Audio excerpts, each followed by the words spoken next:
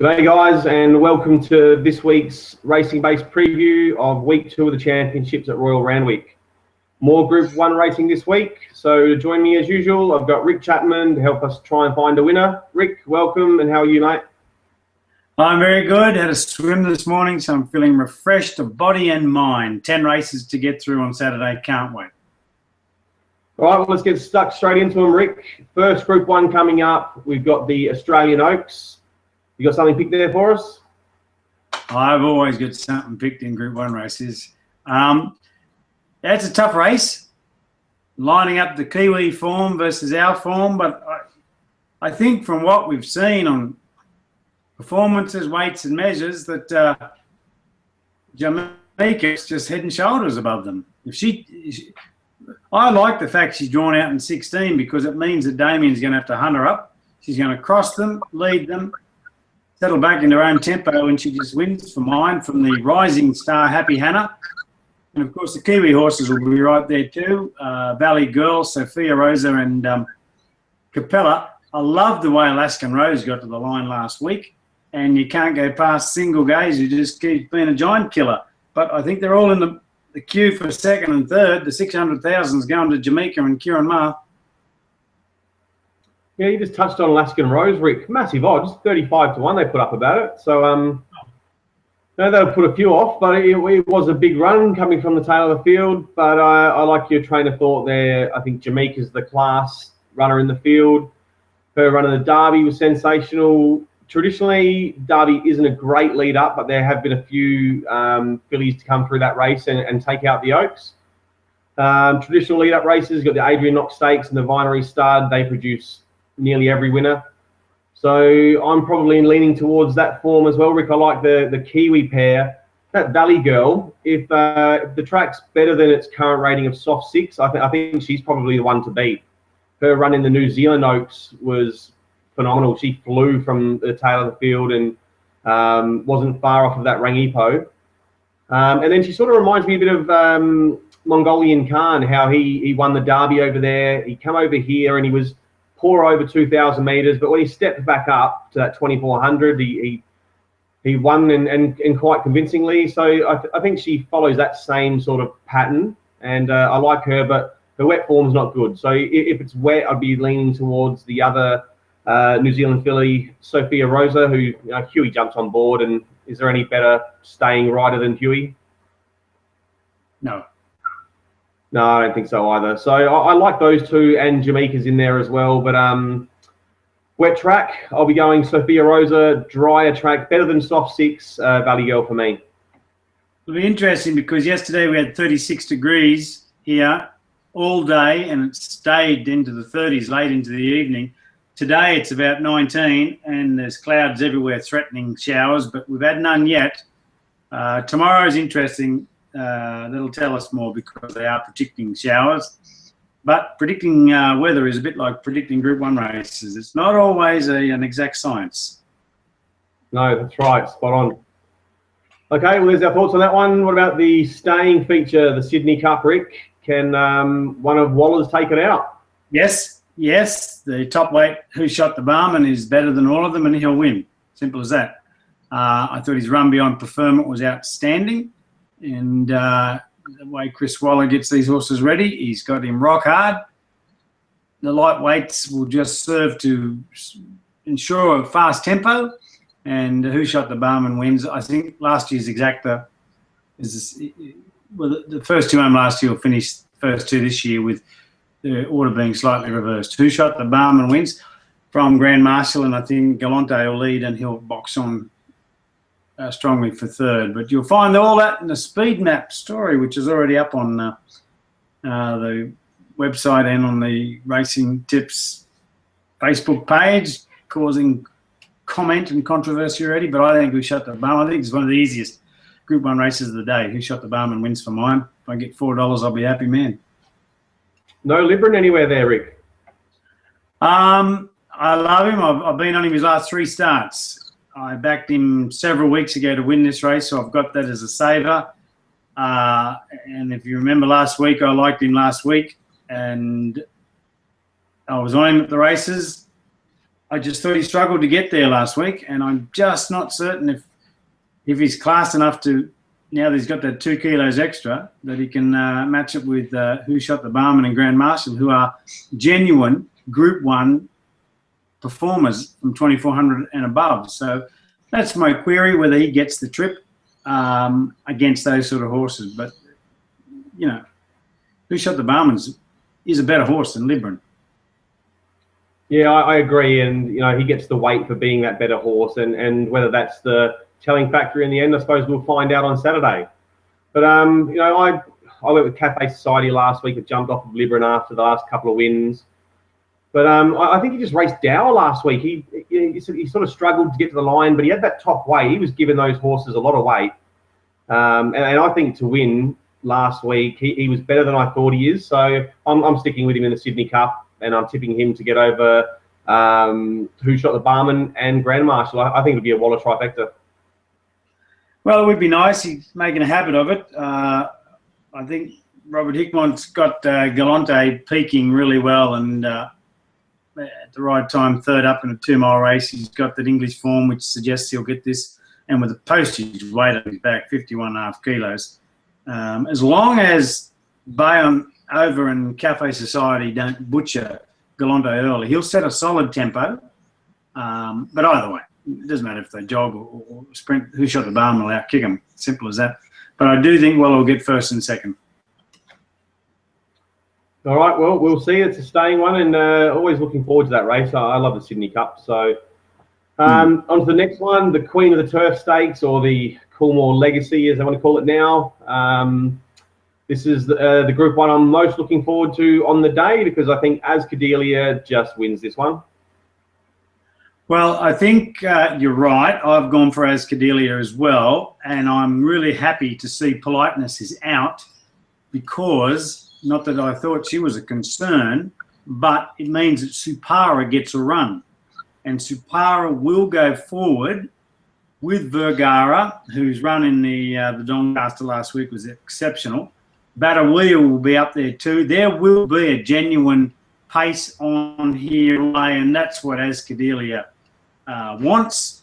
She's going to settle back in the second half of the field, but she'll settle back with cover. I'm expecting. She's got Damien, who's outstanding, on her, and I think she will fly down the outside and win. I've got a very healthy respect for Heavens Above, in great form. Always tries hard, so she'll be boxing on gamely too. And a 70-1 chance to run third, Casino Answer. But Ascadelia wins, and wins comfortably. Yeah, I think so too. And I wrote in my story in that, Rick, if you go back and watch the replay carefully, her run was as good as Winx's. Now, I know she carried a lot less weight than Winx, and I'm not suggesting she's Winx, but the run was just as good, because she came out last, and Winx was just in front of her, and as Winx drifted out a bit and sort of was brushing Ascadelia a bit wider, so Bossy had to snag her back further and go to the inside. And when they come up on the turn, Winx was holding 2 lengths on her there, and you know she went to come around the horse that was leading at that time. And Winx said, "No, that run's mine. I'm taking that." So Bossy had to ease back again, go to the inside, which is inferior ground, and the length stayed the same, 2 lengths. So the margin. So you look at that run that she's, run up to Winx's run. Surely back in this grade, she just wins. Well, not. It's a Group 1, but there's no Winx here. So with any luck, she gets this one comfortably. Look, I think your summation's right on. Glenn gave her every possible chance to cause an upset last week. And moving forward, history supports them. If you run big in the Doncaster, you hold that form for a couple of runs. And so I think she's a pretty safe bet, to be honest. And a good result for us in the race, the Doncaster last week, Rip. Obviously, everyone's going to tip Winx to win, but I think finding Happy Clapper at good odds, and I loaded up on Happy Clapper last week, so I was really happy to get that win. It was great place value, and was always going to get there, I thought. Yeah, he ran sensational, and we both were keen on him, and I got the exacta many, many times. I had a good day last week. I gave a little bit back towards the end of the day, which really irritated me, but still had a great day. And incidentally, I met a couple of our racing tips fans. Scotty Ladder was there, and a fellow called Dean, and they sought me out because I wouldn't know them from Adam, and they sought me out there and tapped me on the shoulder, and so it was good catching up and having a beer with a couple of our fellow Racing Tips friends. Oh, that's great. They get to see your mug on here each week, Rick, so it wouldn't have been too hard to find you, mate. Yeah, one of them said I look a lot better in real life, and I have to agree. That's not what your wife said. Well, these videos in their poor cameras don't do an old man justice. Yeah, no, I agree, mate. All right, let's go on to this final Group 1, the biggest one of the day, Queen Elizabeth Stakes. Who wins this one? All right. Before I give my tip, I want you to guess who I'm going to tip. Well, yeah, the obvious choice, Preferment. You've been on him his last 2 runs. There'd be no reason, surely, to jump off of him from your point of view.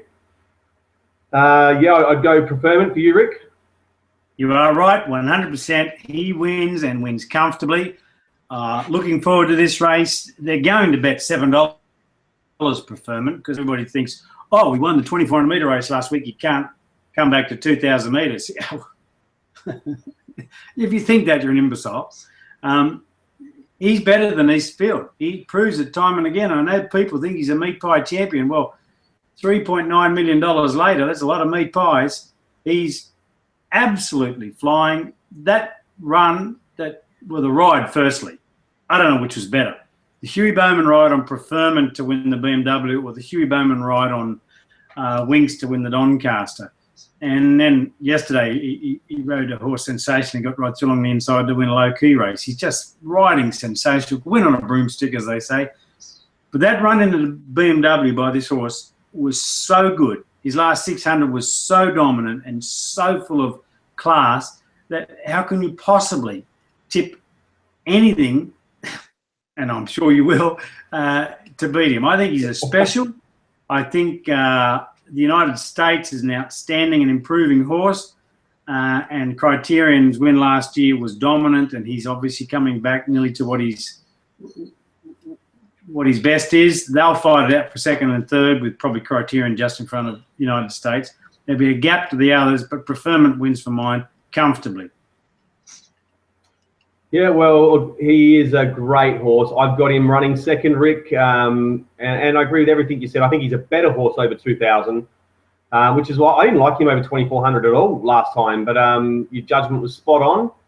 I've got him second, but I'm going for Criterion. And look, you and I were at Royal Randwick last year watching Criterion belt them, watching that race with your son, and he was impressive. And I think this campaign, he's come along slightly differently, and there's a couple of reasons for that. Obviously, I think he might have got away from David and Tom a little bit and just needed a bit more fitness, which is why they stepped him up to 2,000 immediately from 1,300 last time. But his run was full of merit. He covered more ground than any other horse, and I just think he's ready to peak. He's at decent odds. If he'd held better form in his first 2 runs, he'd be coming into this race favourite easily. But $5.50 at the moment. I'm going to be on Criterion. Well, each way a superstar. I mean, each way odds superstar. He's won, what, $7.8 million, about the fourth highest earner we've ever had in the history of this country. So, yes, he has to be considered a chance and a value chance at those odds. But I think Preferment's on the rise, and he's still getting under people's guards. They just don't realise just how good he is. This horse, he's got a Winks type will to win. He just hasn't got her ability, but he's got a will to win, and that counts for a lot as they get down to the into the trenches in these sort of races. But great race to cap off all the Group 1s at the carnival. And I think that'll be a good battle, Rick. I think Criterion and Preferment, I think it will be a good battle, and I can see both of those finishing first and second clearly. We'll find out on Saturday, I suppose, but the viewers got to make up their mind with which one they're going to go with, and the form's there to argue each have a case. So and both are decent odds. Yeah, and the United States for third. Incidentally, I'll be having Preferment as my captain in my star stable. which I'm still in the firing line. I think I'm in 10th spot now. Dropped a little bit on the last weekend, because I went for Exosphere and all those people who had short Takwa. But I'm still counting the cash for Star Stable. I still think I'm going to win it. Yeah, good luck with that, mate. It's be a nice prize to get, that's for sure. Oh, 10,000 first prize. I could do with that. Yeah, and just something you mentioned earlier as well, the scratching of Politeness, Rick. A bit sad. Would have been nice to see her win this one with her owner Phil Sly passing away today. So it would have been nice to see her line up and get a Group 1 for him, but not to be. Yeah, I know. Sometimes you wish life worked exactly how it should, but sadly it doesn't. It's a bit random. Still, as we did last week, the Group 1s are great, but there are other winners on the card. They bet me $2.80 Japonas, mate. You know, I've had a good day. And Prized Icon in the first will just win for fun. Prized Icon? Oh, really? I'm going against you with that one heavily. I think the Godolphin horse is going to belt Prized Icon, Rick. So we'll see. Very good horse, Prized Icon. But really, if we're genuine punters, we should just have a huge bet on Japona's May and just a couple of little bets on the Group 1s and walk away with, pockets loaded. What weight did he carry last time, Prized Icon? Because they come through the same race, Prized Icon and Obscura, who I'm going with. He carried 58 kilos, carries the same weight. Yeah, I thought Prized Icon had that fitness edge last time, and he was entitled to run that good race. But that Obscura, Street Kai horse, just looks like a real improver. And the way it got home, it's clearly looking for longer. That's one of my best for the day. So one of your best against one of my best, Rick. You know how that goes. There you go. We've been doing it a bit lately. Look, he's a horse on the rise, Obscura, and of course, as you mentioned, he's by a Street Cry, and so is Winks. So in the last of the Street Cries, sell at Easter, and they're selling the Easter English yearling sale, and they're selling particularly well. Yeah, I just don't know whether the tempo of the race is going to suit Obscura. He seems like he's only had 2 starts in his life, but he seems like he wants a lot more pace than what I think he'll get here. And Prized Icon will be close enough and just go whoosh. Whereas Obscura will be flashing down the outside, and we'll say it again, oh yeah, horse to watch. But maybe he's a Derby horse for next year. Yeah, I do agree with you with Japona's mate though, Rick. I've got him on top. Oh, absolute standout. It's like me running against my 10-year-old daughter. Who wins that one? Oh, I've got a cover. Although she did run well in the cross country yesterday. I was very proud of her. 6 out of 47. Ah, well done. No, she's good. All right, well, that's it for this week. 4 Group 1s covered. Hopefully some winners amongst that lot. And another great day of racing heading our way at Randwick. Yes, indeed. And I hope my tips get up there, because they're all going to be reflected in my Star Stable. And that's the one I really want this year. It would be great for me and great for us all if somebody from Betting Pro and/or our Racing Tips Facebook page happens to land Star Stable. So anyway, time will tell. Yep, and just off air, Rick said to me, if he wins the Star Stable 10,000 first prize, he's shouting all of our followers drinks at the races the following week. Didn't you, Rick? Yeah, I do look like Singo too, don't I? That's it. All right, that's it for another week. Good luck, guys, and enjoy some great racing, and we'll see you another time. Oh, no preview for next week or the next few weeks, Rick. So with me heading off to Europe for a few weeks, so we'll resume these before the next carnival kicks off, Adelaide, and then on to Brisbane and so forth. And until then, I'll do some literary previews in your absence on the Facebook page. All right, that would be great. Okay. Enjoy the Saturday racing, guys, and good luck. Yeah, you too, and have a great trip. All right, punting's easy, everyone. Remember that.